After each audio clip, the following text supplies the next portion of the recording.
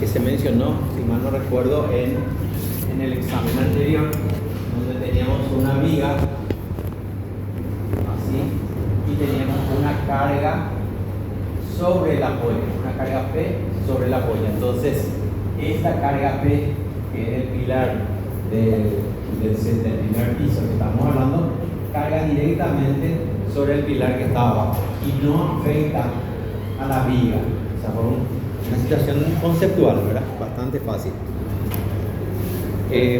Entonces, los pilares normalmente, ¿a qué tipo de esfuerzo están trabajando?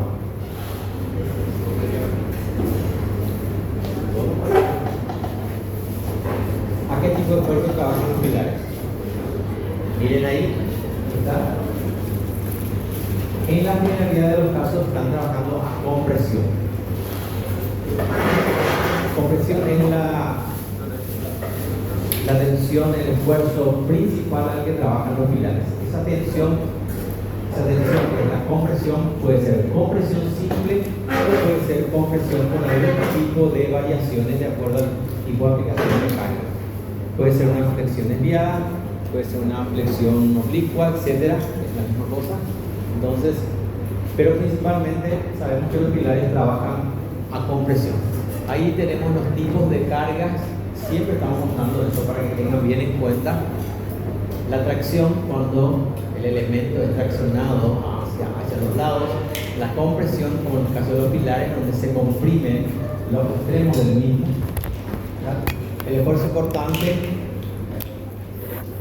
es un esfuerzo que, por lo que nos dimos cuenta, es un esfuerzo que no es muy bien comprendido por ustedes, porque en el examen anterior, el segundo parcial, la mayoría se equivocó en el diagrama de esfuerzo cortante de una viga.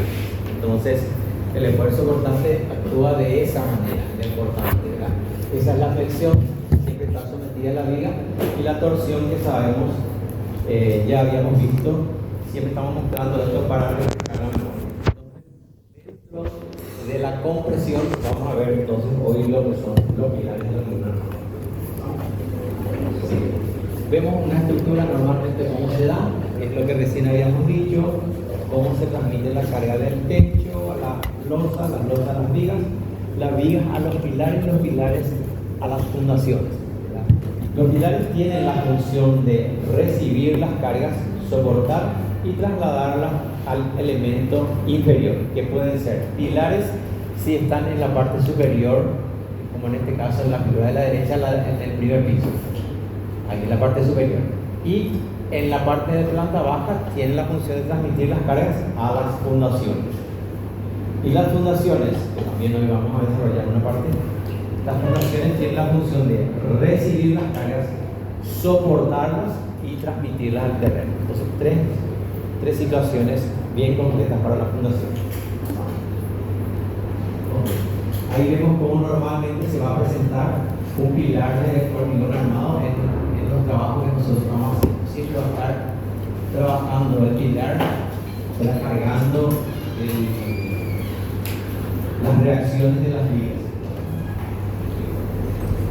Y acá, cuando los pilares están soportando, están transmitiendo las cargas a los cimientos. En este caso, puede ser a una zapata o puede ser a una platea. En ambos casos, la función del pilar es la misma función, la de transmitir, y la de las fundaciones también la misma, la de recibir, soportar y transmitir posteriormente al terreno. Pasamos. Ok, entonces, ¿cuál es la función de los pilares?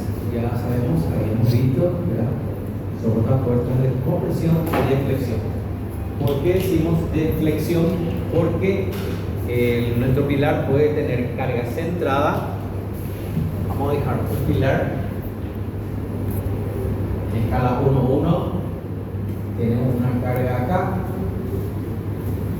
y una carga acá. Esta es una viga y esta es otra viga. Entonces, el eje de esta viga coincide con el eje del pilar. El eje de esta viga no coincide con el centro de gravedad del pilar y tenemos una excentricidad. O sea, esto hace de que los pilares, aparte de la compresión, también tengan que trabajar a la flexión, porque esto se da fuerza por distancia y tenemos una flexión. Entonces, En ese caso el pilar está trabajando a flexo-compresión. Entonces por eso es flexión y compresión. Esto es fundamental que lo entiendan. ¿Sí? Vamos. Lo que es para leer, les dejo de para leer, habla sobre los pilares.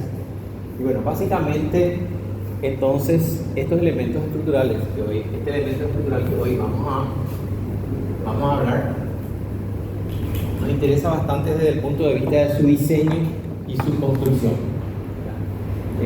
No vamos a tener cálculo de pilar, es un cálculo muy largo, bastante complicado, pero nosotros siempre en obra, arquitectos, recibimos el detalle de pilar.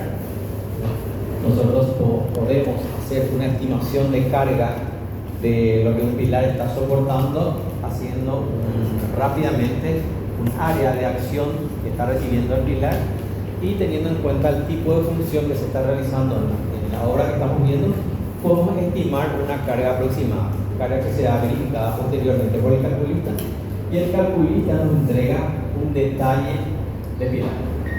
Ese detalle de pilar es el único documento que nos llega a nosotros arquitectos. O sea, toda la memoria de cálculo, todo ese proceso matemático de aplicación de fórmulas, de tablas, etcétera, eso no forma parte de la entrega del calculista al arquitecto. A nosotros nos llegan solamente algo parecido a lo que dibujé acá, con sus varitas y nada más. Es todo. Nosotros lo que hacemos es analizamos un poquito más a fondo eso, de tal manera a poder entender del por qué se dan las situaciones que vamos a presentar en los pilares. Entonces vamos a ver algunos casos. Los pilares se realizan in situ en obra, ¿verdad? Tenemos ahí el caso de un pilar, podemos fijarnos ahí en la parte de arriba. El pilar va a ser hasta la altura que está el encofrado de madera. ¿Qué es lo que tenemos que verificar siempre en los pilares? Recién dibujé acá el pilar. ¿Qué es lo ideal siempre para el pilar? Que la carga esté en su centro de gravedad. Eso no impide que nosotros tengamos una viga acá. No impide. Perfectamente podemos tener una viga acá. Está bien diseñada. Simplemente el calculista debe tener en cuenta esta excentricidad. Si esta excentricidad, hay una excentricidad que se llama excentricidad prevista, que el calculista está previendo por defecto de cálculo, que normalmente va aproximadamente a 2 centímetros. Acá, por defecto de cálculo, perdón, defecto de la construcción del pilar. Entonces, ¿qué es lo que necesitamos verificar para evitar esta excentricidad prevista? Verificar que el pilar esté verticalmente perfecto. Entonces tenemos que verificar la verticalidad del pilar de tal manera que no sufra inclinaciones. ¿Qué pasaría si sufre inclinación? Le voy a exagerar con si esto es el pilar en vez de tener una verticalidad, ¿verdad? Un pilar que fue diseñado para que sea bien vertical, ¿verdad? Y fue construido de esta manera. ¿Qué va a tener acá al recibir la carga? Va a tener un desplazamiento entre va a tener una excentricidad y va a trabajar a qué tipo de esfuerzo. A ver si comprendieron. ¿A qué tipo de esfuerzo trabajaría entonces este pilar que no está verticalmente perfecto? Flexo compresión, porque vamos a tener una fuerza por una distancia. Entonces, fuerza por distancia va a dar flexión. O sea, aparte de la compresión, va a tener flexión. Entonces, por eso es fundamental. Ahí el profe va a marcar las flechas que le llamamos en obras. Son estos elementos inclinados, ¿verdad?, que nos garantizan la verticalidad en un sentido y en el otro sentido del pilar. Quiere decir que si tenemos este pilar, tenemos que verificar de que en este sentido esté bien vertical y en este otro sentido también esté bien vertical. Eso se realiza en obra, ¿verdad?, con elementos. En este caso estamos utilizando elementos elementos de madera, se dejan unos arranques, unas varillas especiales en la losa. En esas varillas especiales se colocan unos, fíjense la parte inferior de las flechas en una madera. Eso está fijado a la losa a través de unas varillas especiales que se dejan cuando se carga la losa. Entonces se meten ahí y luego se clavan esos poros del cofrado. De esa manera estamos evitando que nuestro pilar, que fue calculado con carga centrada, tenga una flexocompresión. Eso es fundamental. Vemos la cantidad de varillas ahí y vemos que el pilar hasta cierta parte, si esta es la losa, hasta acá está el encofrado, y vemos que las varillas están saliendo hacia arriba.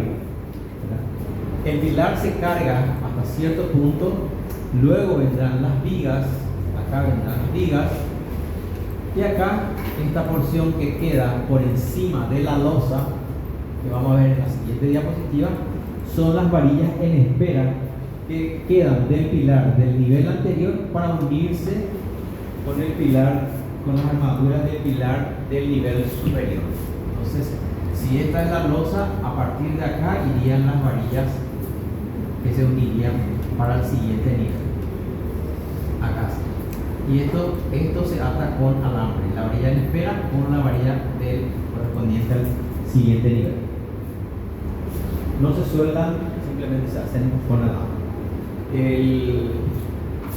Esto es 50 veces el diámetro de la varilla, al igual que las vigas. El solape que tienen que tener los pilares. Las varillas se solapan 50 veces el diámetro de la varilla. Fíjense cómo al mirar un pilar podemos ya saber de qué tipo de carga estamos hablando cuando vemos en la primera foto una serie de varillas en la parte superior. Ahí, fíjense la cantidad de varillas que tiene este, y fíjense en el otro, casi no se ven las varillas, pero ¿cómo nos damos cuenta de la cantidad de varillas? Primero por el tamaño. El tamaño, allá en el extremo se ve mayor cantidad de varillas, y principalmente, fíjense que el encofrado tiene unos elementos horizontales que en la primera foto son unas varillas y unas maderas finas, y en la segunda foto están compuestos por dos tirantes horizontales, ¿verdad? Y unas varillas, ahí se ve, para que al cargar el hormigón y al introducir el vibrador, ¿verdad? Eso no revienta. Introducir el vibrador lo que hace es un acomodamiento de todo el hormigón dentro de la masa del pilar, para que entre dentro de todos los espacios que hay entre las varillas, y eso hace que se presione lateralmente. Entonces, de esa manera se evita que este pilar aumente su tamaño y se ensanche, por ejemplo así. Esta era el largo de este pilar, este lado, y si no tuvieran esos elementos, el encofrado se abriría y variaría entonces el ancho del pilar. Son situaciones que tenemos que tener en cuenta ahora, de tal manera que nosotros tengamos el pilar correctamente construido. Pasamos. También se pueden utilizar encofrados de metal. Los encofrados metálicos son más frecuentes últimamente por la facilidad que se tiene, son más livianos, tienen una mejor superficie de terminación. El hormigón que se desencofra de un pilar que tiene un encofrado metálico tiene más o menos la rugosidad casi de esta pizarra, entonces tiene una mejor terminación. El inconveniente que tenemos cuando tenemos un encofrado de pilares es que las varillas que se suelen poner acá para unir las paredes que van a ir acá y acá no se pueden poner con él.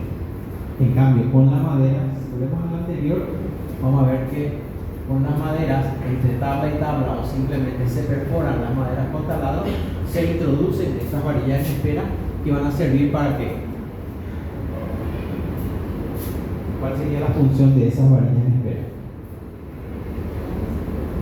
Para la unión con la mampostería, ¿verdad? Sabemos que cuando tenemos una estructura de pilares y vigas, el trabajo estructural lo realiza el hormigón armado, los pilares, vigas y losas. Y las mamposterías son de simple cerramiento. Pero tenemos que tener cierta vinculación entre ellas de tal manera que trabajen en conjunto. Aún así, todos sabemos que se pueden producir fisuras entre la mampostería que está acá, ¿verdad? Acá se suelen producir fisuras entre dos materiales distintos. Este es hormigón y este es mampostería. Entonces, para eso se utilizan estas varillas de anclaje. Cuando tenemos encofrados metálicos, como el siguiente, no podemos perforar el encofrado metálico. Entonces, ¿qué tendría que aparecer en nuestra planilla de cómputo y presupuesto? La introducción de estos elementos de anclaje como rubro aparte. Cuando se hace encofrados de madera, esto ya va incluido dentro del presupuesto del pilar, la varilla.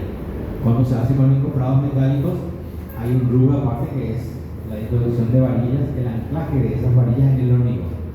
Se desencofra el pilar y posteriormente se anclan varillas con unos materiales especiales.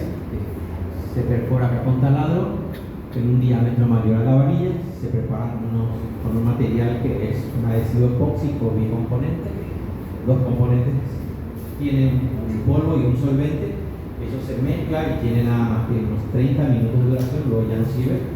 Entonces se mezcla, viene por eso en potes muy pequeños, se mezcla en forma de 8.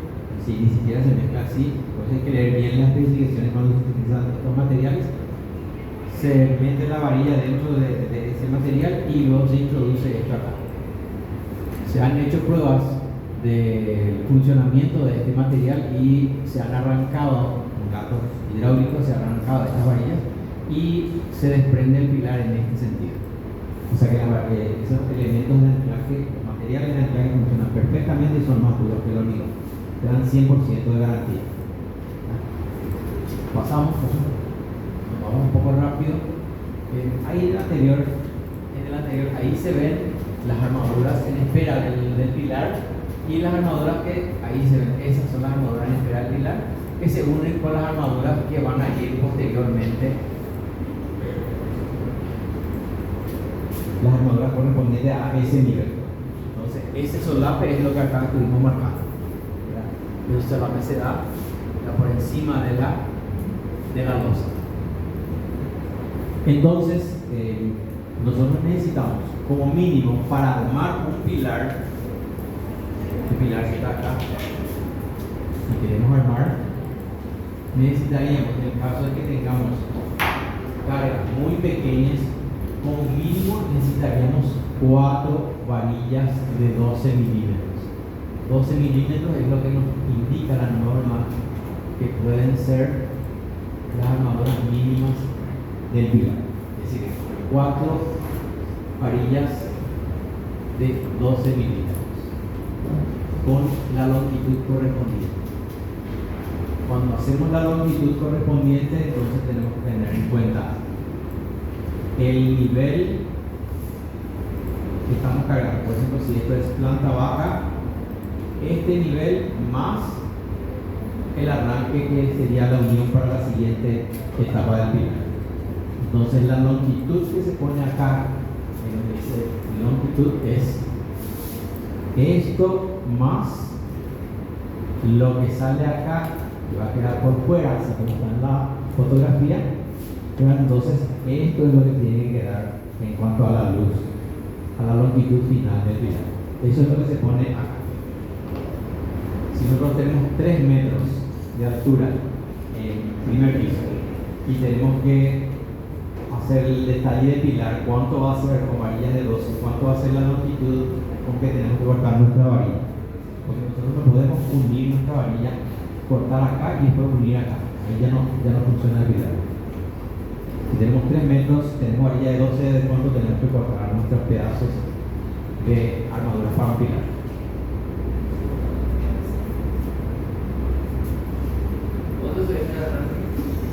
50 veces el diámetro de la varilla.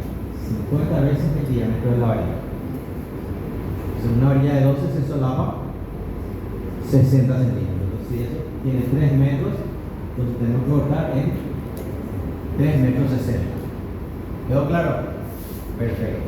¿Qué pasa cuando cambia la situación y nosotros tenemos acá una viga de fundación, un fuste y posteriormente una zapata?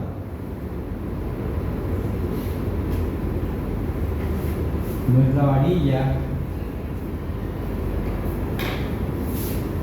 de planta baja tiene que ir desde, acá tenemos la parrilla de la zapata,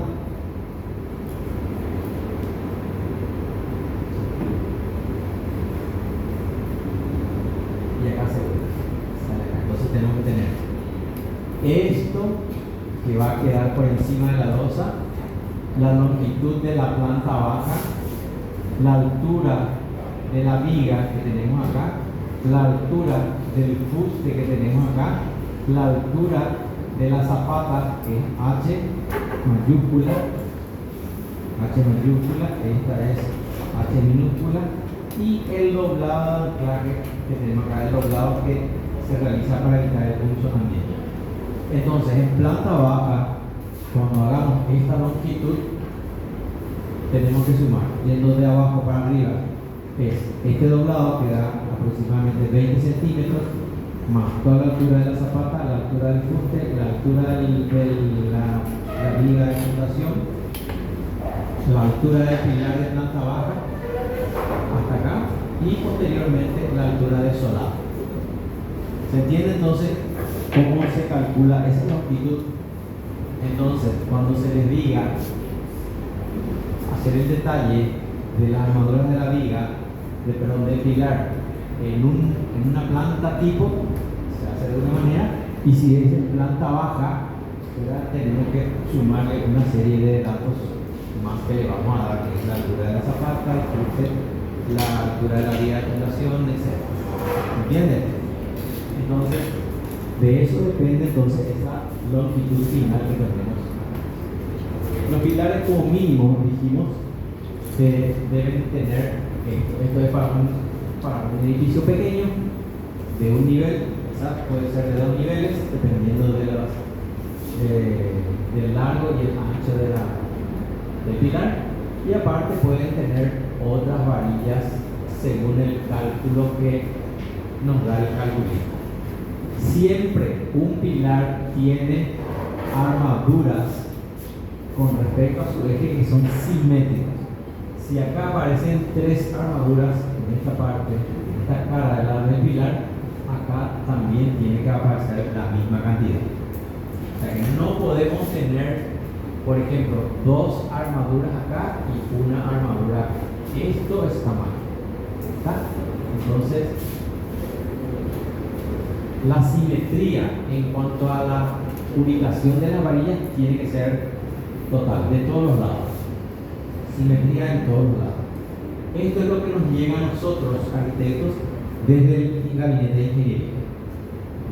Todo ese proceso de cálculo nosotros no tenemos acceso, solamente esto se guarda para sí el cálculo. ¿Estamos? Ahí vemos de nuevo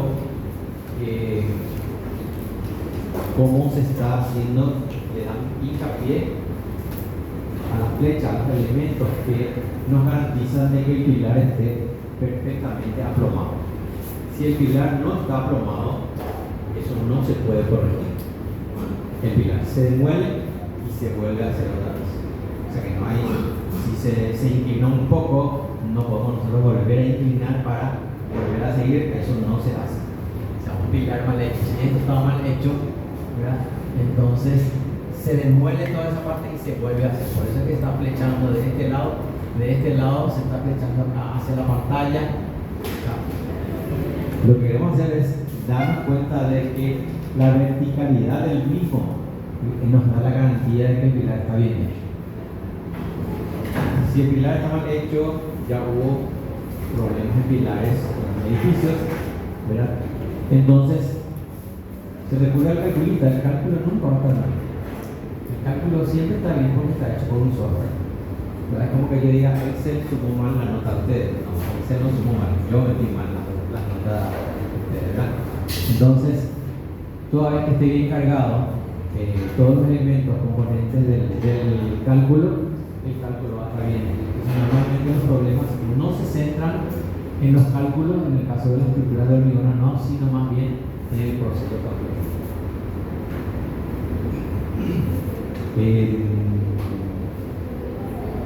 En datos que tenemos de estructuras, mencionan que los problemas que tienen las estructuras de hormigón armado, principalmente las patologías del hormigón armado, el 35% de ellas se generan en la obra, o sea, en el proceso de ejecución.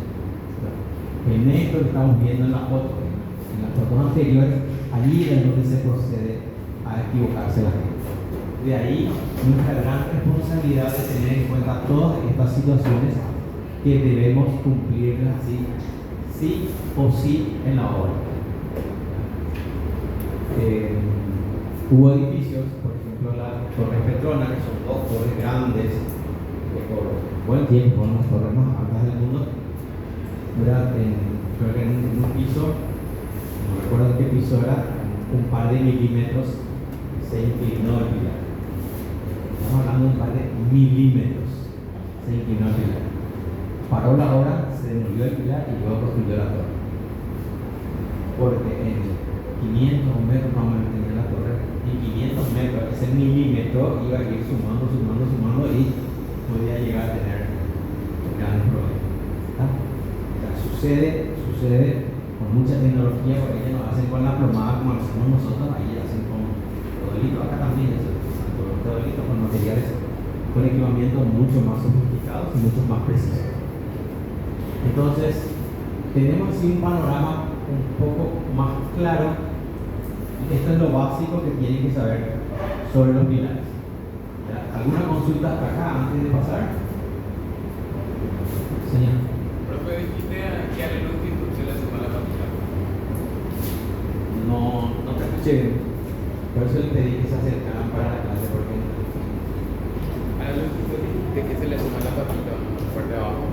esta parte, sí, normalmente son 20 centímetros.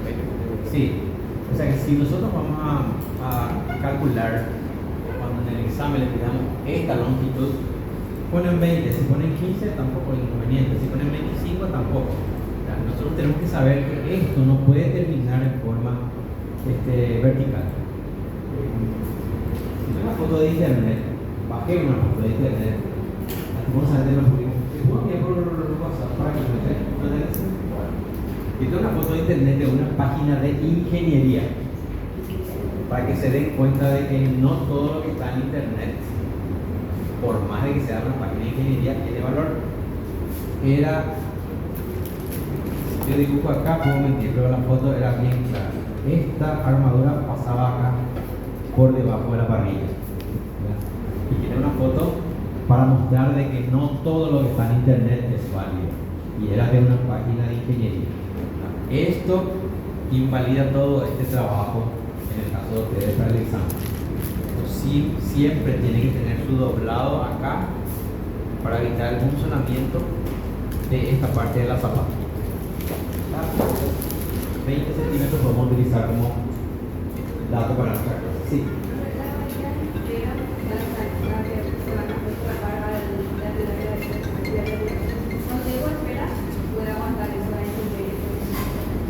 Buena pregunta, porque la varilla es el inconveniente que tiene justamente la corrosión, ¿verdad?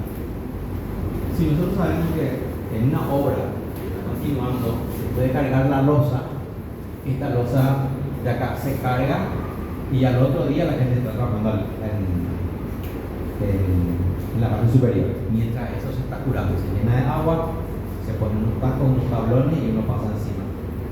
Eso es inmediato, entonces no hay problema. Ahora, si vos decís, vamos a hacer esto y dentro de 6 meses hacemos nuestra siguiente losa, o dentro de 3 meses sí hay que proteger. Entonces, nosotros sabemos que la varilla es, ¿de qué material es la varilla? De acero. El acero está compuesto de hierro y carbono. ¿Qué es lo que se oxida? El hierro. ¿Se acuerdan de química del colegio de hierro? Metal más oxígeno es óxido. Entonces, metal metal más el oxígeno del ambiente, esto va a corroer la varilla. El proceso de oxidación empieza con unas manchitas de color naranja y termina como las del pasillo que tenemos acá. Ahí acabo de ver, hoy no tenemos día de lluvia, tenemos un hermoso sol que está rodeando acá, a la vuelta en el pasillo, ¿verdad? Y el piso está ahí, ya no es granito de color gris, tiene una capa de color naranja. Esa capa de color naranja es producto de la oxidación de las varillas. Entonces, ¿cuánto tiempo puede estar? Lo mínimo. Si vos vas a continuar al otro día y una obra que va en construcción permanente, no hace falta ningún tipo de protección. Si la obra va a ser suspendida y va a continuar posteriormente, sí le tenemos que hacer una protección. La protección puede ser una pintura anticorrosiva, ¿verdad?, de la varilla. Eso es lo que da mejor resultados. Y cuando se va a continuar, la varilla anticorrosiva debe extraerse totalmente con cepillo de acero. Cuando esa voladora se pone el cepillo de acero y con eso se quita todo y se deja otra vez la varilla en perfecto estado para que se pueda continuar. Vamos a mostrar una foto al respecto de eso. ¿Sí? ¿Otra consulta? Sí. Para la longitud del pilar de la planta alta, ¿no se le suma por debajo 50 para el solape? No, porque el solape se da por encima. Esta es la losa. Entonces, para la planta alta es desde la losa hasta lo que sería la otra losa más el solape, si es que va a continuar. ¿Tienen preguntas? Pasamos. Ahí vemos cómo en la parte inferior, en este caso es una foto de un pilar que está apoyándose en una platea. Por eso tenemos esta gran cantidad de área y varillas bastante gruesas. La platea está también en proceso de construcción, porque la platea es una losa como esta que tiene armaduras parrilla. Cuando digo parrilla estoy hablando de armaduras en dos direcciones, como esta. Armaduras en dos direcciones en la parte inferior y armaduras en dos direcciones en la parte superior. Pero acá lo que quisimos mostrar es la manera en que el pilar, esto se apoya en la fundación con un doblado. Fíjense, todas las varillas, ni una sola está cortada, todas están dobladas y apoyadas sobre la parrilla. Entonces la carga que recibe el pilar se transmite a la fundación. ¿Está? Si no tuviera esto, hubiera un funcionamiento, habría un funcionamiento, y que si esto se pudiera mover, ¿qué pasaría? La varilla, a metida dentro del hormigón, si no tuviera ese doblado de la carga sobre la mesa, esto se podría desplazar hacia abajo, ¿verdad? Entonces, eso es lo que evitamos con ese doblado, para que no haya ese funcionamiento y se distribuya la carga. ¿Se entendió? Porque esto es fundamental.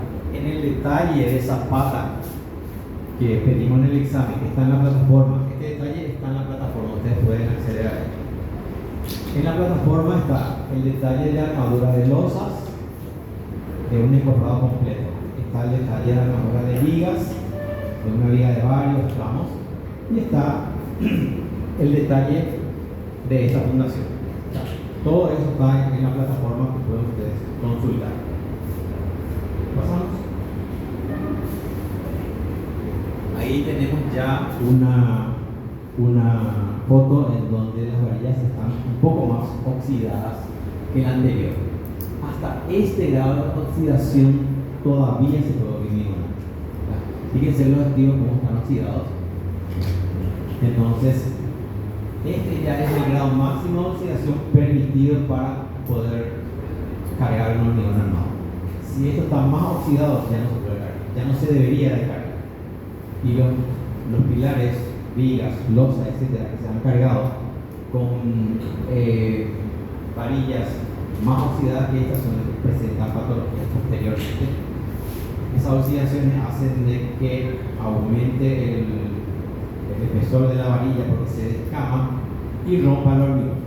Entonces empieza todo un proceso de patología que es un proceso bastante largo. Entonces lo ideal es siempre evitar eso. Y fíjense, hay unos elementos que son los separadores Siempre hablamos de separadores que son las losas. Habíamos hablado de una separación de 1,5 de la losa a la varilla. En las vigas, ¿cuánto habíamos hablado de separación, de recubrimiento? Separación entre varilla, exactamente 2 centímetros. ¿Cómo garantizamos esto? Con esos elementos que están ahí, esos separadores. Fíjense, si quieren mostrar los separadores. Esos son los separadores, son de plástico, se ponen por las armaduras, entonces el encofrado no llega a tocar las armaduras. Entonces, si esta es la varilla, se pone con un anillo, ¿sí? Que envuelve la varilla, y el encofrado toca por ese anillo sin tocar la armadura. Y se garantiza. Sí, ahí va a disparar el tope. Ahí. Se pone entonces por el estribo. Ahí, y el encofrado entonces no llega a tocar. Ahí garantizamos, estamos seguros de que nosotros tenemos ese recubrimiento, porque en la foto que vimos anteriormente vimos toda esa cantidad de maderas, de tablas y de puntales en forma horizontal que lo que hacen es apretar el encofrado por las varillas, y para que los mismos no toquen, entonces se colocan esos separadores. Y ahí tenemos el 2 centímetros de recubrimiento de 2 centímetros, que adoptamos 2 para los pilares y normalmente adoptamos 5 para la fundación. La tabla, el tablón que se utiliza o el encofrado metálico hace topes con estos separadores, ¿sí? De manera a garantizar, como dice el profesor, el recubrimiento, lo hormigón.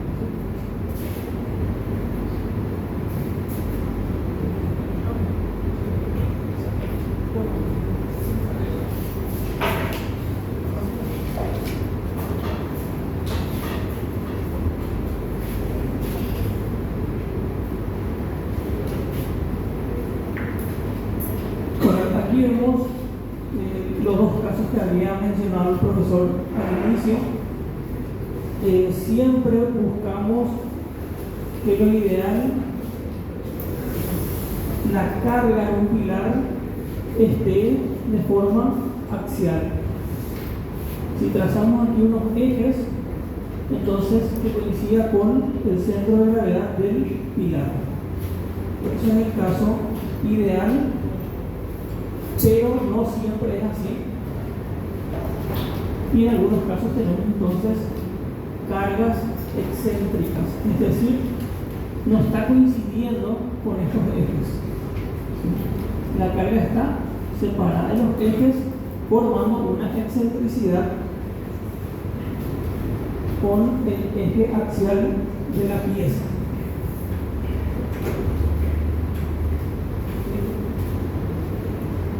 Bueno, y aquí tenemos diferentes situaciones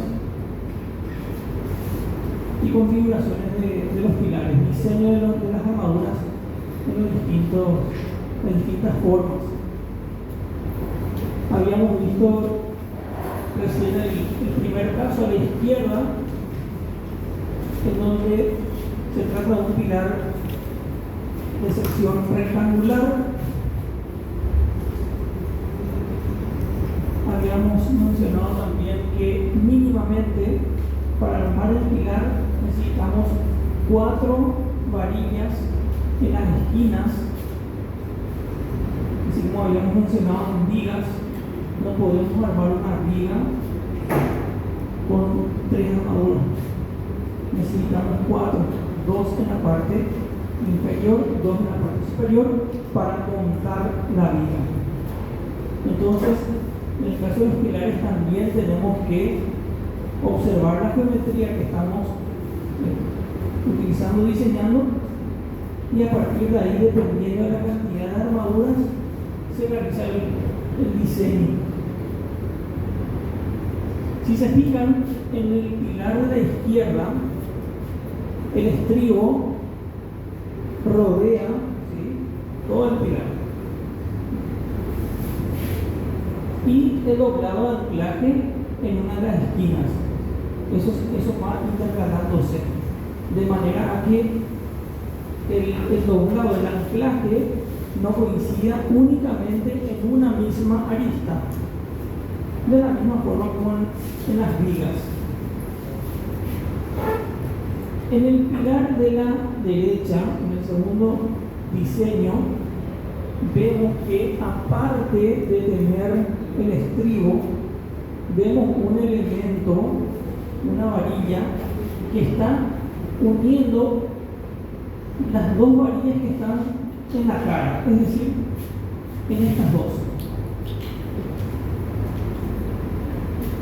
¿Por qué les parece que se da ese caso? ¿Qué estaría pasando ahí?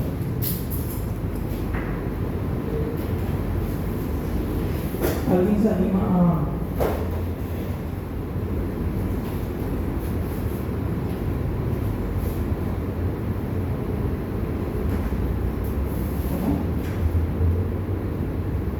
La compañera dice, porque la carga es muy grande, puede ser.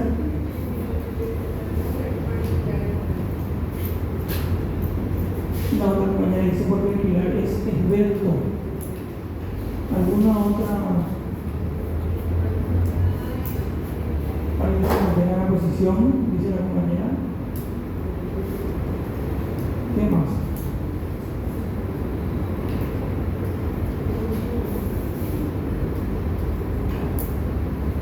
Claro, lo lógico sería una carga muy grande en el pilar,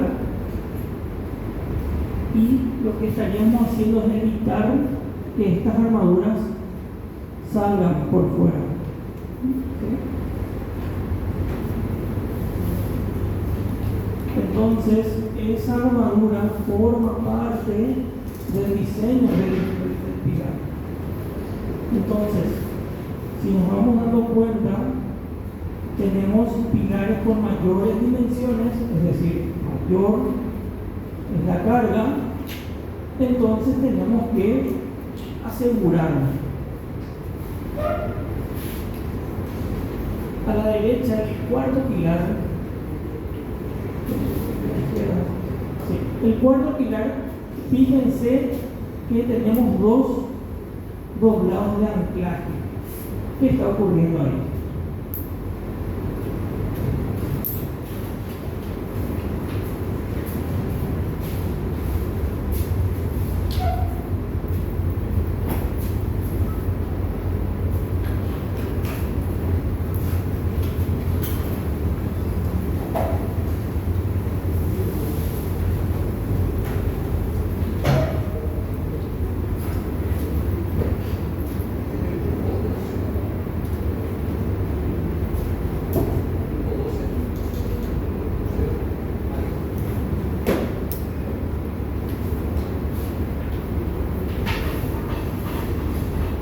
Aquí estamos hablando de secciones muy grandes en donde la presión que estaríamos teniendo por la carga del pilar, la carga que recibe el pilar, entonces si diseñamos con un solo estribo, nos damos cuenta que en estos sectores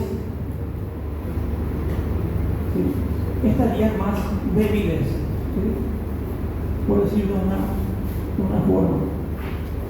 Entonces, lo que hacemos es unir esto, de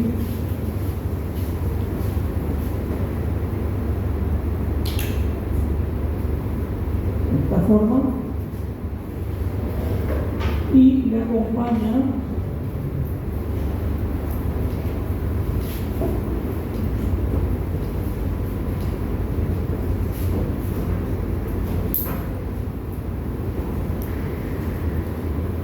entonces el sector más débil estamos nosotros asegurando para que estas armaduras estén trabajando. ¿A qué están trabajando esas armaduras? Esos estribos. ¿Qué estaríamos evitando?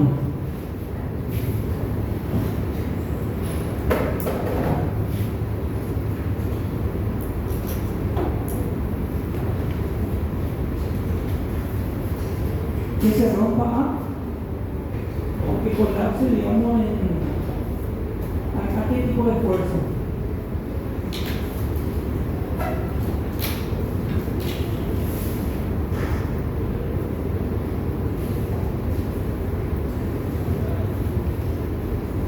Fíjense, tenemos una carga gigantesca, ¿sí?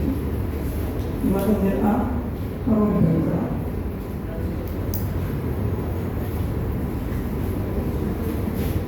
¿Está bien?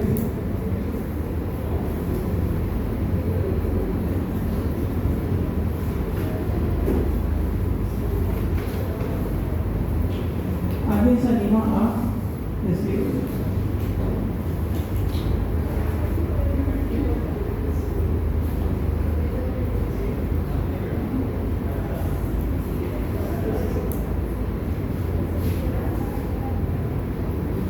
En vigas que habíamos dicho, todo el conjunto de armaduras están por algo, ¿sí?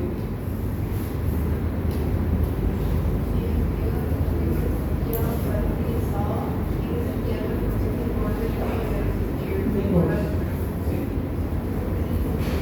Y el pilar, ¿qué estaría pasando? En el pilar tendríamos también un colgante, ¿no?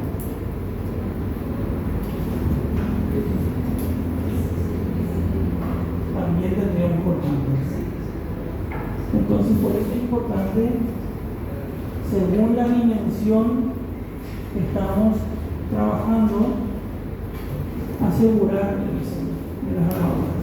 Entonces, vemos los siguientes diseños en donde, dependiendo del tamaño del elemento, tenemos que anular y asegurar. En estos casos, donde tenemos formas, secciones con formas distintas, digamos, sería diciendo mal y pronto, en vertical tendríamos un rectángulo unido por otro rectángulo, ¿verdad? En forma de casi una cruz. Entonces, el estribo tiene que unir el primer rectángulo de extremo a extremo. Tenemos que armar como si fuese un pilar, y la siguiente forma que está transversal también tenemos que completar con otro estribo. Es decir, si tenemos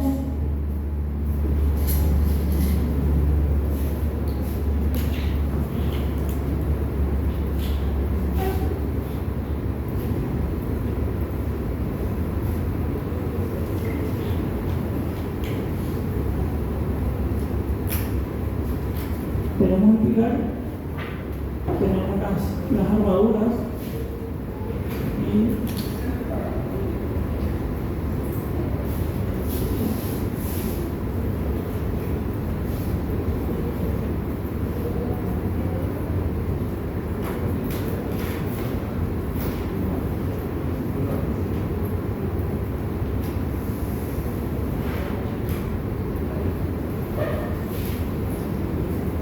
no podemos nosotros armar de esta forma solamente siguiendo el perímetro.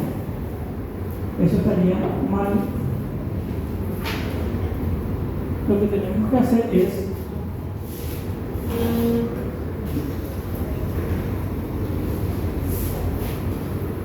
unir estas armaduras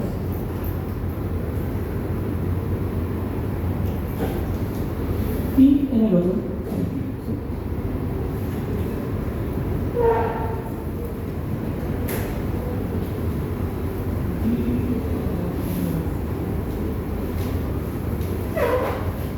Fíjense en la posición de esta armadura y de esta armadura. No ubicamos aquí, ni aquí. Si fuese este caso, estaríamos uniendo solamente con este estribo. El siguiente estribo no estaría contemplando a estas nervaduras. Entonces es importante diseñar correctamente el elemento. Y además, borro esto.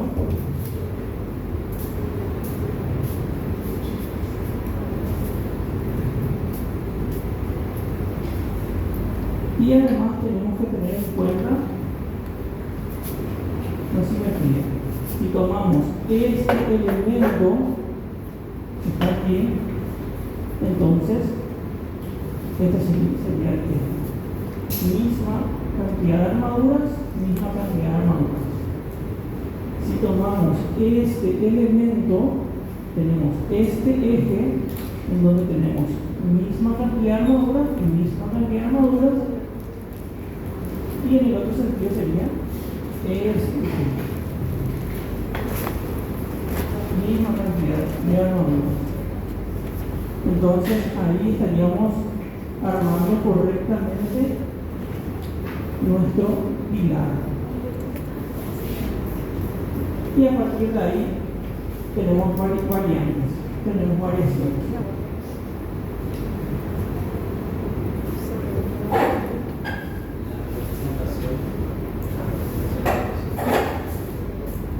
Cuando se les pidan los detalles de armaduras en el examen, pueden hacerlo así en color y después se quita fuera. Este sería este estribo y este sería el otro estribo. Así entonces dibujamos y sabemos perfectamente que son dos estribos, porque en el examen tenemos un espacio pequeño, a veces no nos da para que se entienda bien. Entonces de esta manera representamos que hay dos estribos. Y algo que dijo muy bien el profesor acá es que esto tiene que abarcar dos varillas. O sea, yo no puedo hacer acá un estribo así y el otro estribo acá, porque tengo una sola varilla. Entonces sería así. Esto no puede ser, tiene que ser como mínimo dos varillas tenemos que tomar. Acá lo mismo pasó en esto, dos varillas. Y en los demás ustedes van a ver las combinaciones, dos varillas como mínimo. ¿Está? Sé que hay por ahí un detalle que tiene una varilla acá, así. ¿Está? Si la armadura es de 12 milímetros y tenemos una armadura acá y de tener el gancho como está en el segundo gráfico y envuelve a esto, acá quedaría un espacio muy pequeño, nada más que 12 milímetros, y acá no entraría la piedra titulada. Por eso este detalle que por ahí está circulando está mal. Sepan eso, por favor, porque solemos recibir eso en el examen, porque hay un material que circula por ahí en ese estribo que lo vemos. Y también se acota esto. Tenemos 4, 10 pi de 12 y la longitud.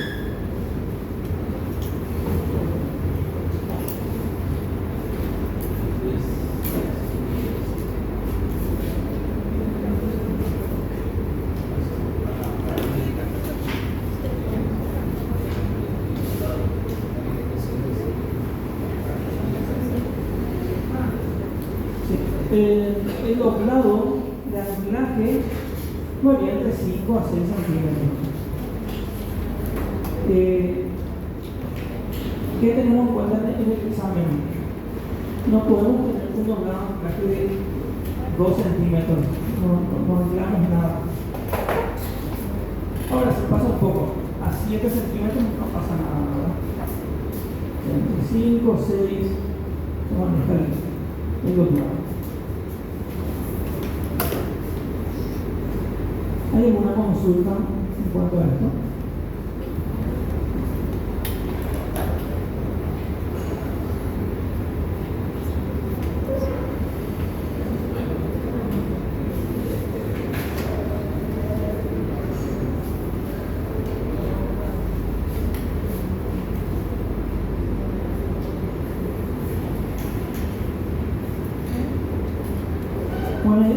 vemos el montaje en la obra.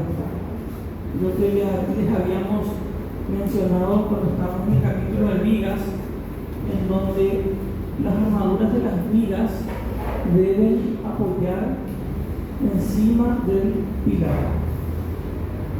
Ahí como está en el gráfico. Fíjense que el extremo de la viga, donde está el doblado de anclaje, prácticamente está coincidiendo con el arranque del pilar.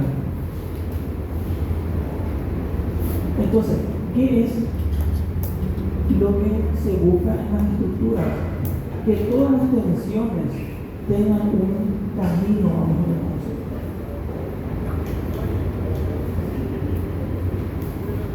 Porque es la forma en que se transmiten, como habíamos dicho, por ejemplo, los soldados.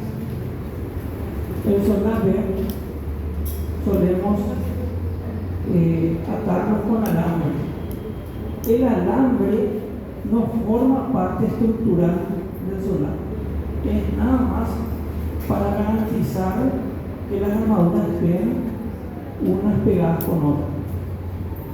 Cuando se cae el hormigón, empieza el proceso fraguado, las tensiones se garantizan a través de qué? Entre varilla y varilla, que habíamos dicho al inicio del semestre.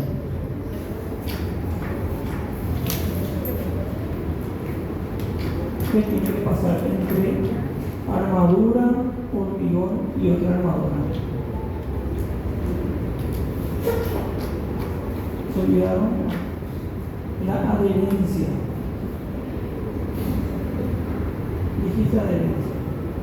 Bueno, la adherencia es la que garantiza. Entonces, tenemos que tener en cuenta cómo estamos montando nuestras armaduras, porque una vez cargado, ya no podemos hacer nada. Podemos romper y volver a realizar el procedimiento.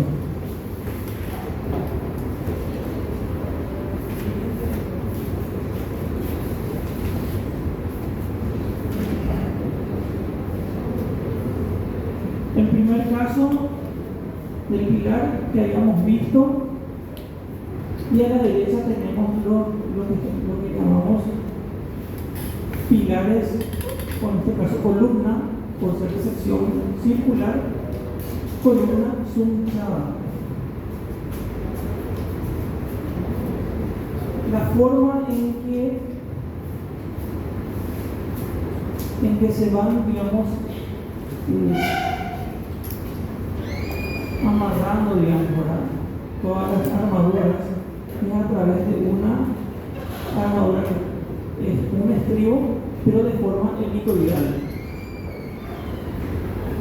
Normalmente estas columnas se utilizan cuando tenemos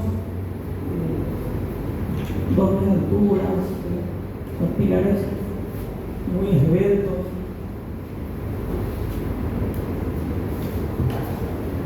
Todavía no llegamos al punto, pero también en los pilotes también se utilizan estas armaduras.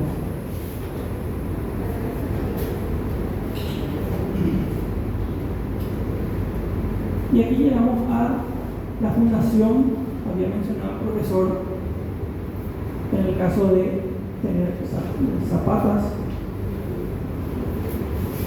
También podríamos tener cabezales y luego esos cabezales se transmiten a pilotes. El pilar, como vimos en el primer caso, llega al cabezal, en el centro de gravedad del cabezal, y luego se vuelve a subdividir. Esa carga se reparte en 3 pilotes. Ahí como las líneas de color rojo.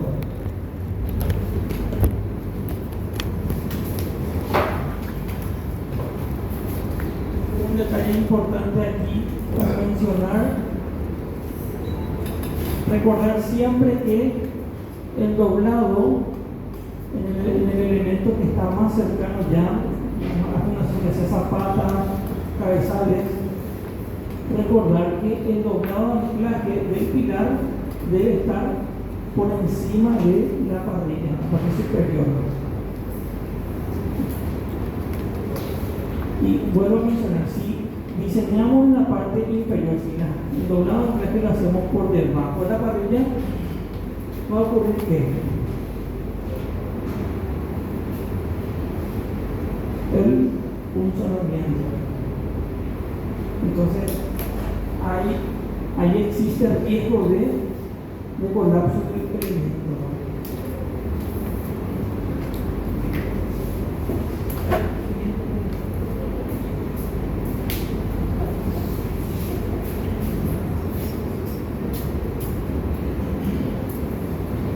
¿Qué notan en la imagen?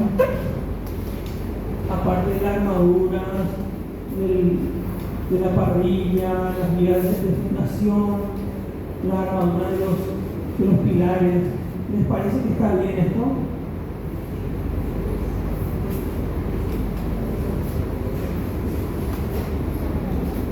El diseño se ve que está bien, está correcto, ¿no? El diseño. Pero ¿qué vemos en la armadura?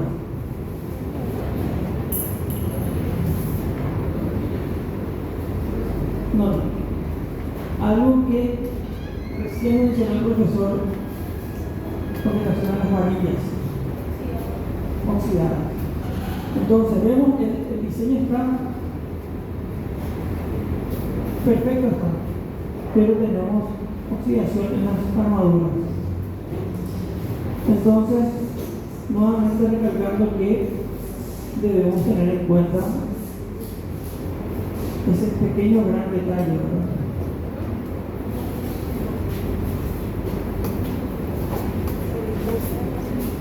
Cuando tenemos oxidación en las varillas, en pilares y vigas, la oxidación se manifiesta y nosotros podemos tener acceso visual a la misma, ¿verdad?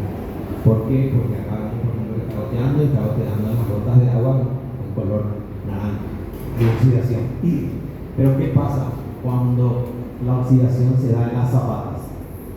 Ya una vez cargadas las fundaciones, nosotros ya no tenemos acceso visual. Entonces, si acá se dan oxidaciones que posteriormente se convierten en corrosiones, ¿verdad? La corrosión es un proceso siguiente a la oxidación y eso empieza a debilitar las armaduras porque se forman unas escamas, se descascaran y van disminuyendo su sección hasta producirse la disminución de sección hasta soltarse la varilla. Eso no tenemos nosotros acceso visual porque queda bajo tierra.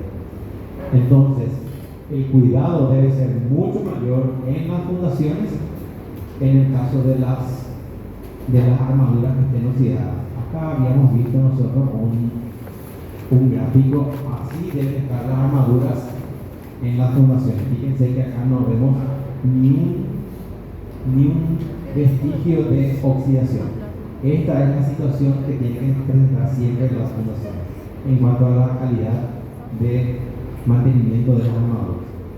Entonces, esta zapata está muy bien armada, tiene todos los requerimientos, tiene el sello de base, tiene los elementos separadores, las armaduras verticales vienen, se doblan sobre la parrilla, o sea, todo está perfecto, pero las armaduras están muy oxidadas. Entonces, esto no puede ser autorizado para que se haga. Esta foto también fue quitada de internet, para que se den cuenta de que no todo lo que está en internet tiene la veracidad que debe tener. Según esto de la oxidación de las varillas, no es una cuestión de que tenemos que esperar o solo ocurre en la obra, no. Esto se estudia de mano en los laboratorios.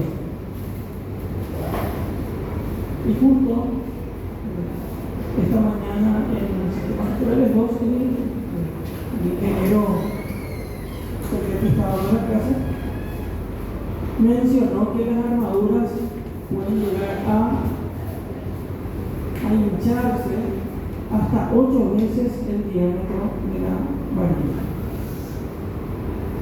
Porque así como dijo el profe, se van formando escamas y esas escamas presionan el hormigón hasta que llega a un punto y se rompe.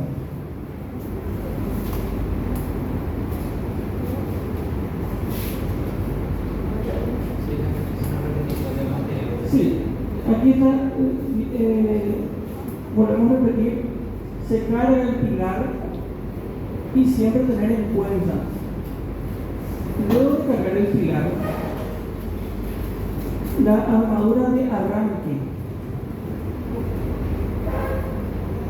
no es solamente la armadura de espera que va por encima de la losa. ¿Qué más tenemos que tener en cuenta aquí?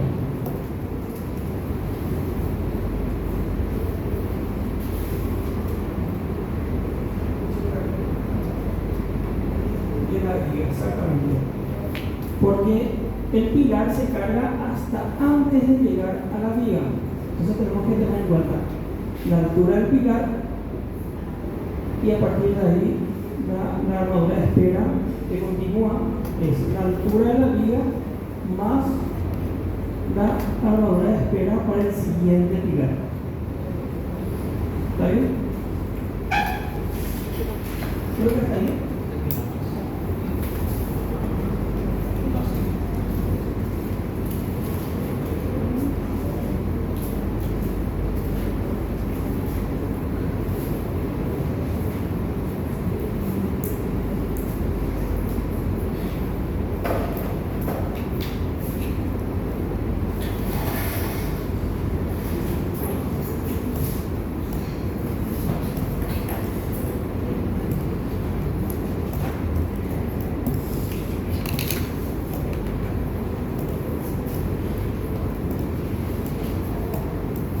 Después de ver los pilares, habíamos dicho de que los mismos transmiten las cargas a las fundaciones. En este caso, pasamos las fundaciones que eran de hormigón, vamos directamente a la zapata.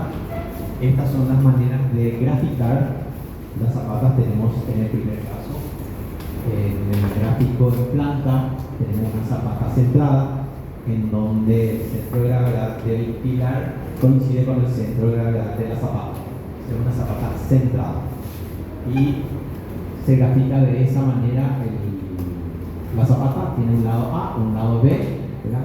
Tiene un vuelo que es la B corta que se ve allá en el corte, ¿verdad? Que es desde el extremo del pilar hasta el extremo de la zapata. Tenemos la parte sombreada por debajo de la zapata, que es un sello de base, que lo que nos hace es dar la garantía de que esa zapata, es decir, las varillas que están acá a la derecha de la zapata, que aún así van a tener 5 centímetros de recubrimiento, no tengan posibilidad de tener contacto con el terreno. Entonces, encima del terreno se hace un 5 a 7 centímetros de hormigón pobre, ¿verdad? Algo parecido a esta mesa, ¿verdad? Y encima se ponen las varillas otra vez con sus separadores. Entonces, esta es la manera en que se hace en planta, en corte y en detalle. El detalle en realidad no se ve en perspectiva, ningún detalle técnico se ve en perspectiva. Esto es simplemente para que se tenga una idea de cómo se va a ver en obra, porque en el detalle técnico se ve en planta, así como está acá, y en corte, así como está acá. Entonces, esa es la manera de graficar. Entonces, las fundaciones, en este caso las zapatas, son zapatas, en este caso centradas, también pueden ser lineras. ¿Cuáles son las lineras? Aquellas que tienen una excentricidad. Ahí están las zapatas lineras. Fíjense, hay una excentricidad, hay una distancia entre la carga, el punto de aplicación de la carga del pilar y la reacción en el de arriba, ahí está, la reacción de la zapata, que se considera en el centro. Entonces, entre esa carga del pilar y la reacción de la zapata hay una excentricidad. ¿Ya? Esa excentricidad va a generar que un momento de vuelco. me ayuda. Se va a hacer una zapata y vas a atacar acá.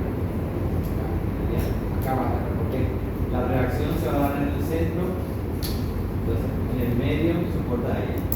Y la carga, también ahí, la carga se va. En el primer caso dijimos una zapata centrada que se carga en el centro, y justo coincide el centro de gravedad del pilar con el centro de gravedad de la zapata, entonces yo presiono y la zapata se mantiene estable. ¿Qué pasa cuando yo traslado la carga a un extremo de la zapata, como muestra el gráfico? Tenemos una zapata y en el extremo izquierdo está el pilar, acá está el pilar, para mí es la izquierda, entonces al presionar eso, fíjense, este es el momento de vuelco. Es esta fuerza por esta distancia que está de la compañera, esta es la excentricidad. Entonces al presionar esto, ahí se ve bien claro cómo se da el vuelco.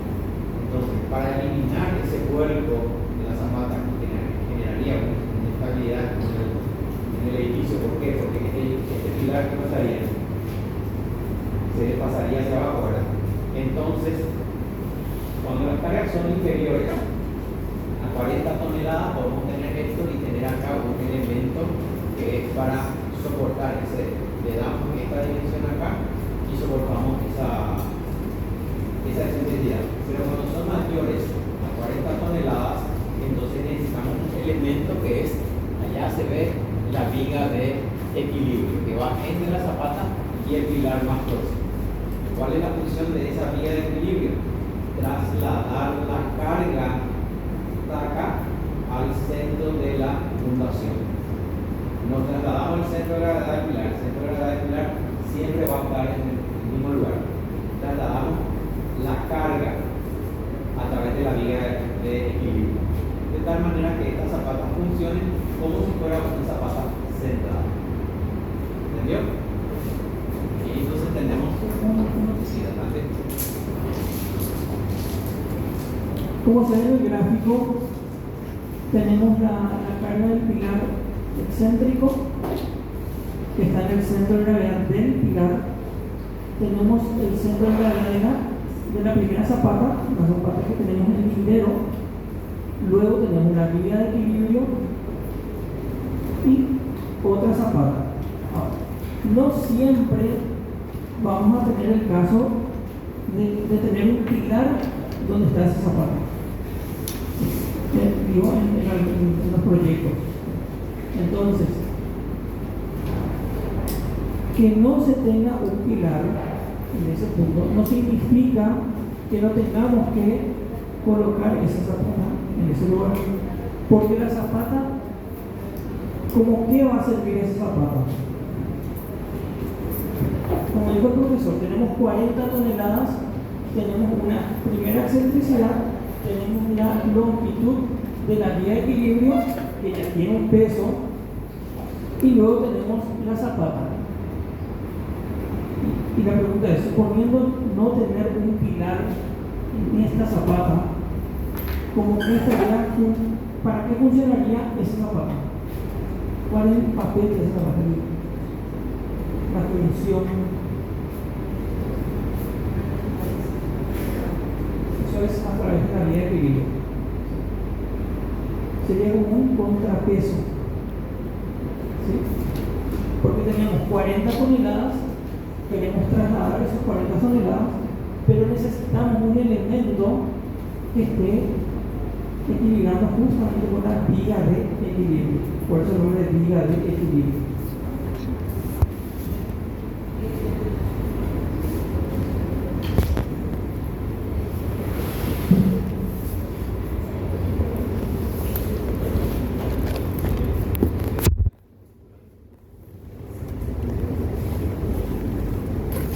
El profesor está dibujando ahora el esquema estructural de lo que estamos mencionando. Hay una consulta. Siempre va a haber una viga de zapata que compense el peso, o sea que siempre va a haber una zapata que es ligera. Sí,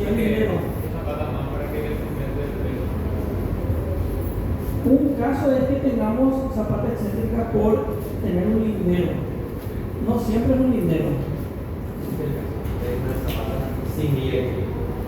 Sí. Una zapata con guía de equilibrio. Zapata excéntrica sin guía de equilibrio. Zapata excéntrica con guía de equilibrio. Para cargas mayores a 40 toneladas. La pregunta del compañero es si siempre va a existir esta zapata, este pilar. Es justamente lo que dijo el profesor. Justamente lo que dijo el profesor. ¿Qué pasa si no tenemos acá un pilar? ¿Verdad? Necesitamos un apoyo a nuestra viga de equilibrio. Esta es la viga de equilibrio. Que no puede estar volando, así no puede estar. Entonces necesariamente tiene que tener un apoyo. Entonces ese apoyo es una zapata. Aunque la zapata tenga que terminar en la vía de equilibrio y no continuar arriba. Eso es lo que justamente estaba mencionando el profesor, ¿verdad? Entonces, si no tenemos el pilar, generamos la zapata, pero la zapata queda enterrada y no emerge ningún pilar en ese caso. En la obra le llamamos muerto porque queda enterrado, ¿verdad? Un muerto se hace. Entonces, esta es la situación de carga. Necesitamos este apoyo, y si hacemos nuestro diagrama de momento vamos a ver que acá está la carga, pero se traslada al apoyo de la carga y de ahí va acá y acá es 0. Acá el momento es igual a 0. Entonces, pero necesitamos este apoyo para que este momento sea igual a 0. Y la carga máxima se da acá. ¿Dónde? Donde está el apoyo, en este caso el centro de gravedad de la fundación, que es nuestra zapata. ¿Qué es lo que hacemos? Trasladamos esta P como si fuera P. Está trabajando acá a través de la viga de equilibrio. Trasladamos la carga, no trasladamos, vuelvo a repetir, siempre eso se equivoca. No se traslada al centro de gravedad del pilar. El centro de gravedad del pilar siempre queda acá. Este es el centro de gravedad del pilar. Esto no se mueve. Lo que se traslada es la carga a través de este elemento. ¿Entienden? ¿Consultas? Se entiende muy bien, ¿verdad? Perfecto. Okay. Vimos zapatas aisladas, creo que más arriba, más arriba había la zapata ahí. Cuando dos zapatas están muy cercanas unas a otras, se superponen, ¿verdad? O pueden inclusive no superponerse, pero los bulbos de presión de cada una de las zapatas están muy próximos. Entonces tenemos una zapata acá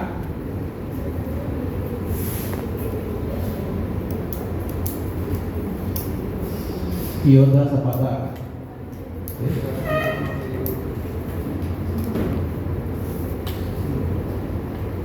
Gracias. Entonces nosotros sabemos que la carga se transmite de esta manera, ¿verdad? Así y así. Así son los bulbos de presión.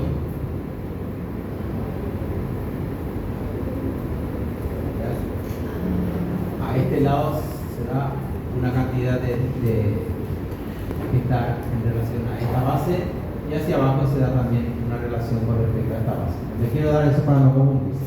Pero ¿qué pasa en este caso? En donde los bulbos de presión se superponen. Toda esta parte que se superpone acá está recibiendo el doble de carga que está transmitiendo esta zapata y esta zapata al suelo.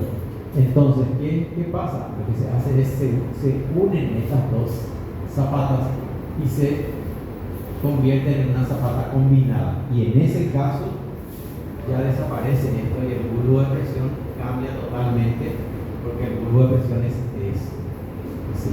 Entonces la transmisión de carga se da así, y entonces ahí surge la zapata combinada. ¿Cuándo sucede eso? Cuando tenemos dos pilares muy cercanos. Tenemos las zapatas combinadas.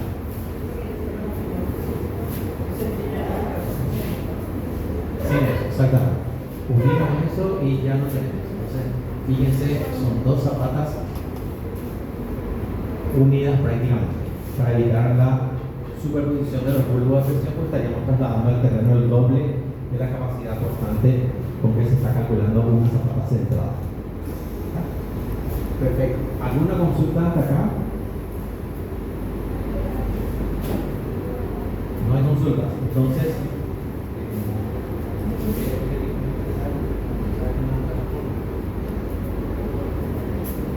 vamos a dibujar un poco mejor este detalle para que tengan.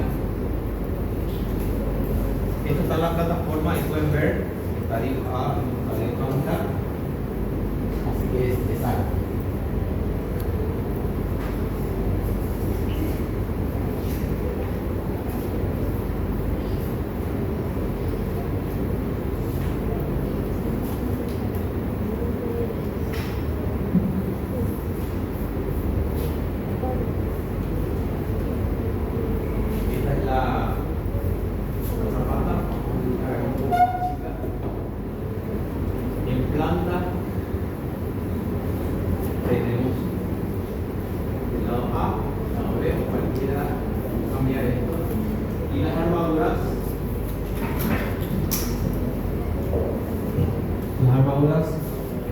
Se dibujan así. Por más de que se vea en planta, es conveniente. Si nosotros vemos en planta y esta armadura viene y se levanta acá, no veríamos. Veríamos como un punto nada. Entonces esto es así referencial de que para que el personal, porque todos estos planos son para que el personal pueda manejar en obra, pueda armar en obra. Entonces acá se acota el doblado. Pues,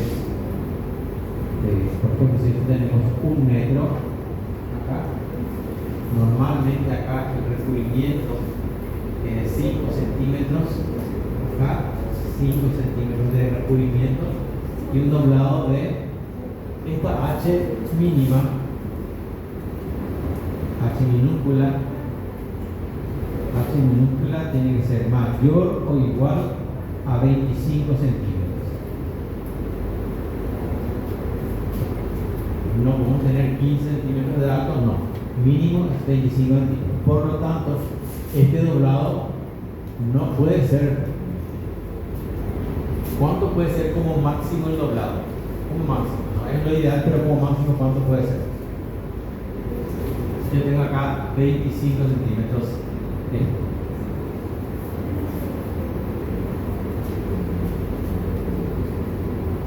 Es una recta nomás.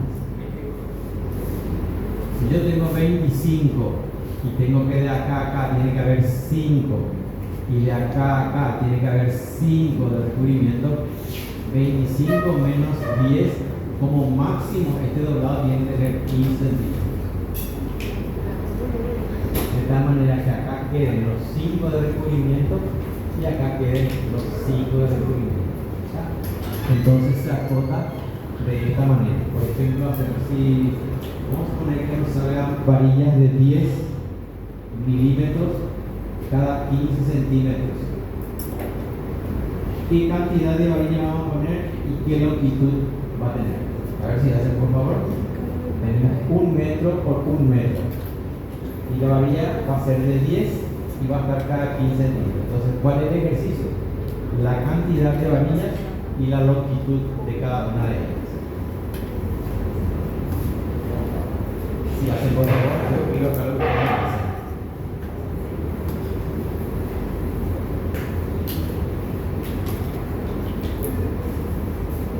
Ya hubo un problema de excentricidad de carga con su consecuencia.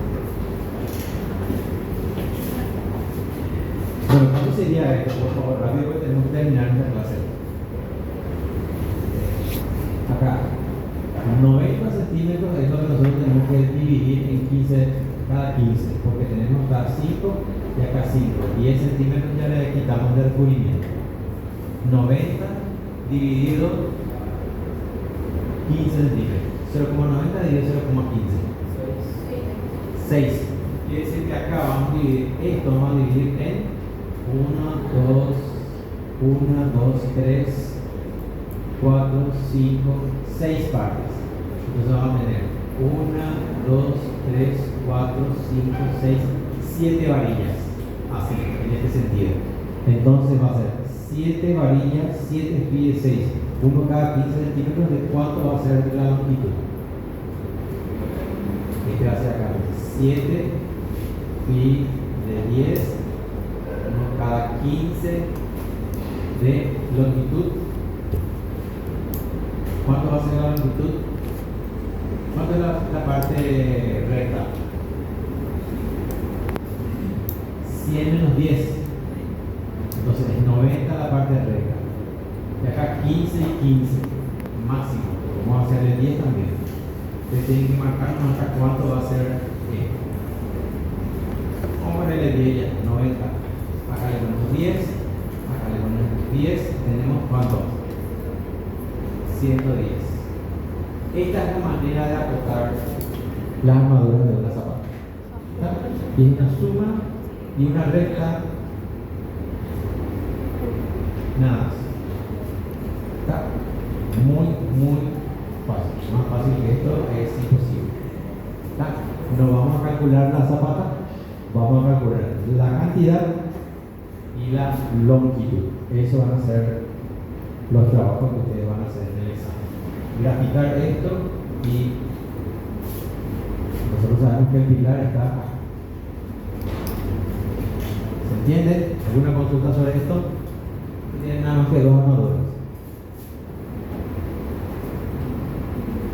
¿Verdad? ¿No hay consultas?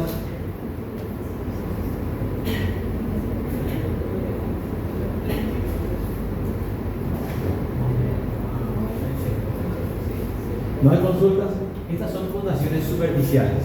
¿Verdad? Las zapatas se hacen hasta 2 metros, 1,50 m, y a partir de ahí ya no se pueden hacer por una cuestión de que los fustes van a ser muy altos, etc. Una serie de situaciones técnicas desde el punto de vista constructivo. También existen fundaciones que son más profundas.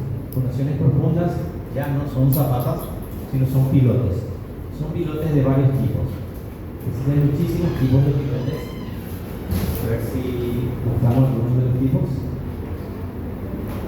Tenemos el pilote que se introduce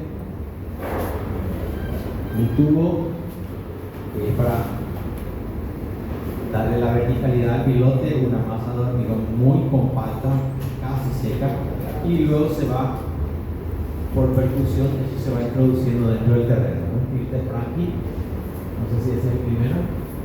Vamos a ver qué tenemos el primero. Sí, el primero es el pilote de madera, que hoy casi ya no se usa, con una punta metálica. Esto se introduce, como este pincel, se introduce a presión. ¿Verdad? Va hasta, hoy se utilizan mucho los hormigones.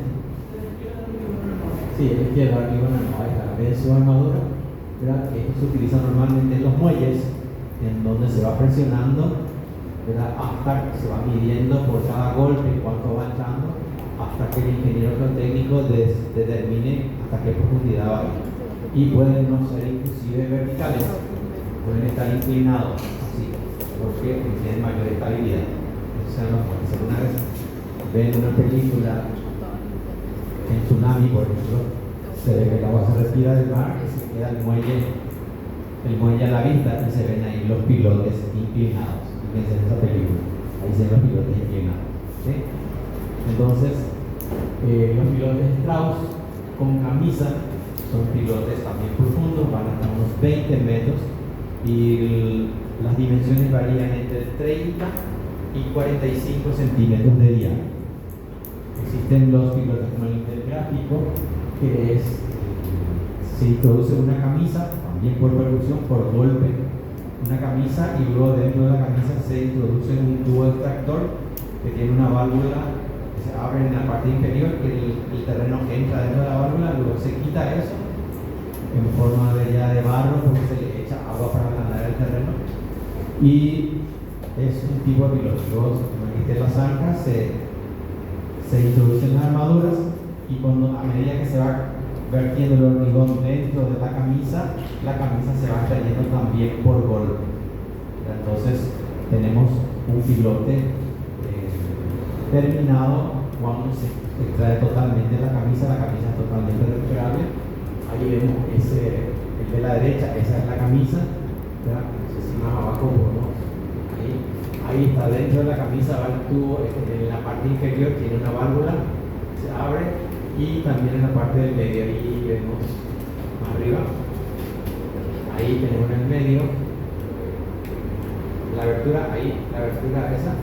Luego de que se haya llegado a la profundidad, se introducen las varillas, quedando la camisa ahí afuera. Fíjense que la camisa tiene unos agujeros donde se meten unos elementos de hierro, y eso va saliendo a medida que se va cargando, de tal manera que se evite de que haya desmoronamientos en la parte inferior del piloto. Estos son pilotos tipo Strauss hechos con camisa. Después están los Strauss que se hacen con barrena. Esos no producen vibraciones y se utilizan en lugares donde tenemos, por ejemplo, un lintero construido como este.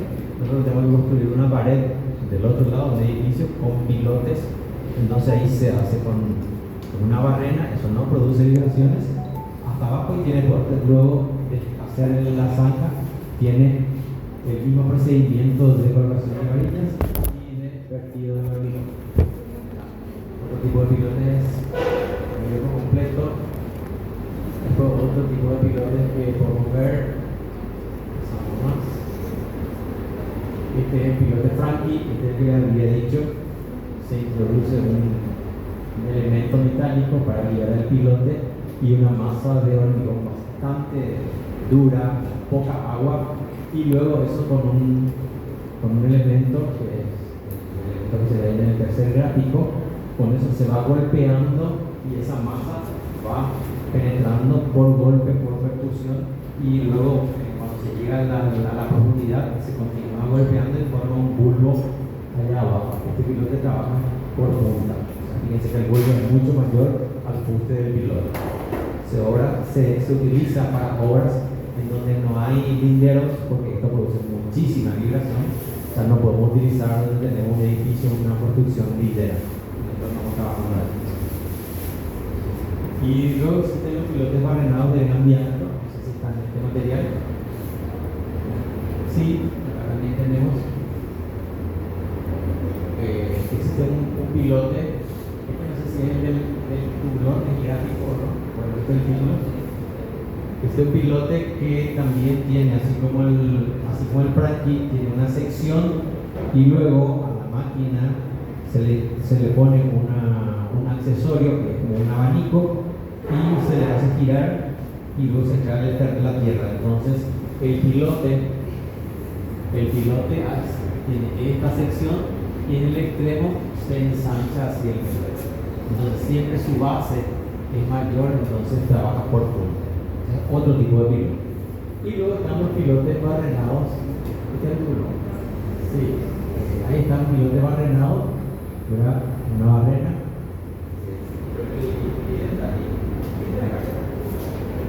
Tenemos un video.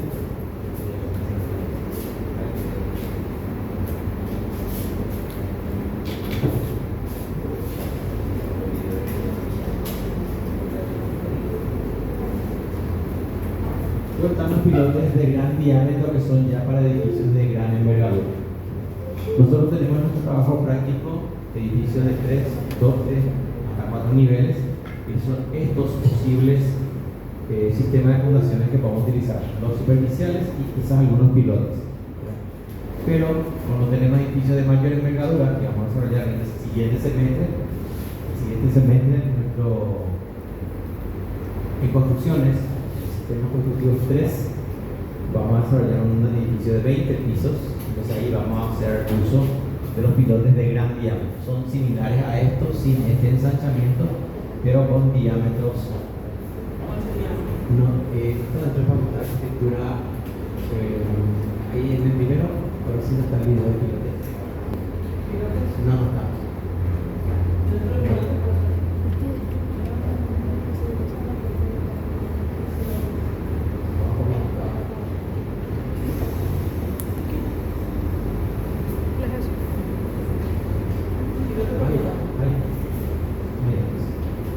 Ahí vamos a ver la manera que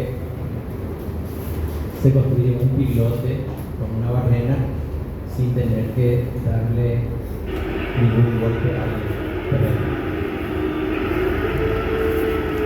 Con la máquina, este es el brazo, y ahí está el extremo, que es como un tirabuzón. Estos pilotes de 60 centímetros de diámetro. Ahí se quita el pilote y hay un boca ahí esperando, viene a retirar esa. Fíjense en la parte, ahí quieres parar un ratito, fíjense en la parte inferior del pilote, de nuevo tiene una serie de puntas así para facilitar la extracción. Continuamos, tiene más o menos la altura de la persona unos 2 metros y esto se cambia y se aumenta la profundidad. Ahí lleva la profundidad que tiene que barrenar. Ahí barrena entra la barrena dentro del terreno. Se mide cuánto entra. Todo está medido ahí. Fíjense la cantidad de cables que tiene la maquinaria. Ahí está. Y ahí vuelve a salir.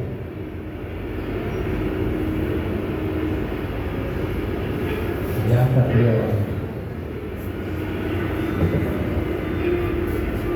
Fíjense la rapidez con que se hace y no hay ninguna persona que esté haciendo esta excavación.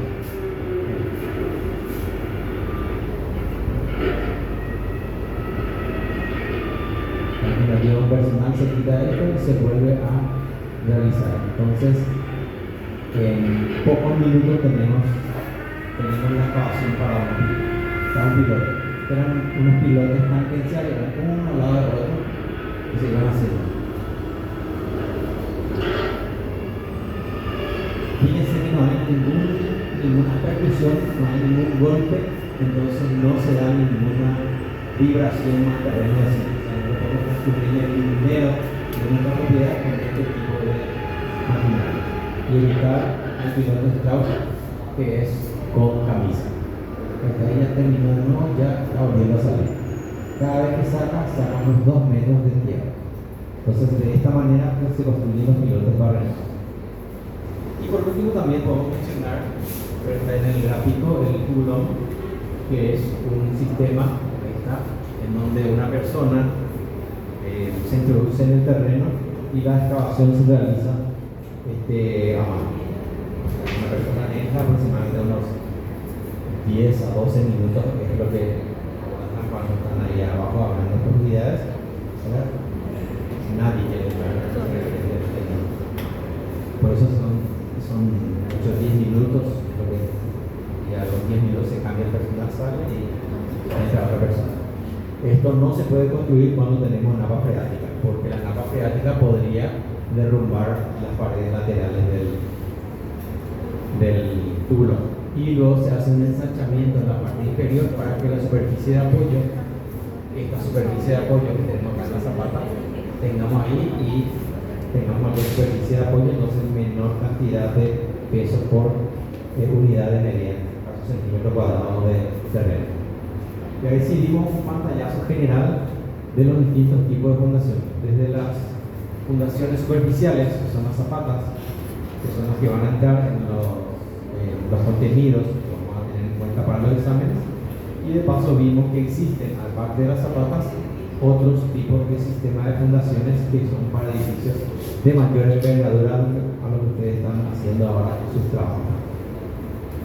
¿Alguna consulta sobre esta parte para terminar? Sí. El diámetro del acero, sí. Normalmente le vamos a dar este dato. Este es el dato que le daríamos nosotros. Y ustedes van a quitar esto y esto. Lo mismo con los pilares, le vamos a decir que tienen 4 varillas de 12, 6 varillas de 12, etc. Y ustedes van a hacer todo el rato las longitudes. Cantidad de longitudes. ¿Está? ¿Otra consulta? Bueno, no hay consultas. Bueno, con esto terminamos el contenido de sistemas estructurales. Lo vemos muy apretado por los acontecimientos que pasaron. Nos hubiera gustado mostrar más libros, principalmente fotografías de obras, pero ya no tuvimos tiempo porque se redujo muchísimo los feriados. Todos los feriados cayeron miércoles en ese semestre. Después huelga, paro, etc. Hubo un poco de todo. Tenemos para noticias, tenemos que el trabajo práctico se entrega hasta Hasta el viernes a las 23:59. Viernes en la noche. Vamos a habilitar el espacio. Levanten con tiempo, porque por ejemplo ayer hubo entrega de trabajos, anoche hubo entrega de trabajos y la plataforma